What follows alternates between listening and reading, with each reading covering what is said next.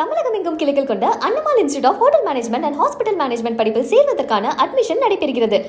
4 ஆண்டு காலம் அதிமுக ஆட்சியை காப்பாற்றியது பாஜக தான் என எடப்பாடி தெரிவித்துள்ள நிலையில், எடப்பாடி பழனிசாமி சொன்னது உண்மைதான் என தமிழிசை சவுந்தரராஜன் தெரிவித்துள்ளார். சென்னை ஈசிஆர் அக்கரை பகுதியில் நடைபெற்ற பாஜக மாநில நிர்வாகிகள் கூட்டத்தில் கலந்து கொண்ட பின்னர் செய்தியாளர்களை சந்தித்த அவர் இவ்வாறு கூறியுள்ளார். ஆரோக்கியமான சிந்தனை பகிர்வு அதுதான். ஏன்னா இதுல வேற எதுவும் ஒண்ணும் இல்லை. இதுல வந்து ஒரு அமைதியான ஒரு நல்ல கூட்டம், பரபரப்பான கூட்டம் இல்ல, அமைதியான பகிர்வு கூட்டம், அவ்வளவுதான். பரபரப்பு கூட்டம். பரபரப்பான கூட்டம் பாத்தீங்களா? திருச்சியுடைய அந்த எஃபெக்ட் எப்படி இருந்துச்சு?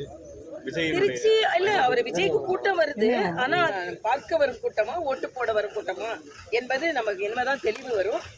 ஏன்னா ஒர்க் ஃப்ரம் ஹோம்ன்ற மாதிரி இன்னைக்கு வீக்கெண்ட் தலைவர் ஆயிருக்காரு.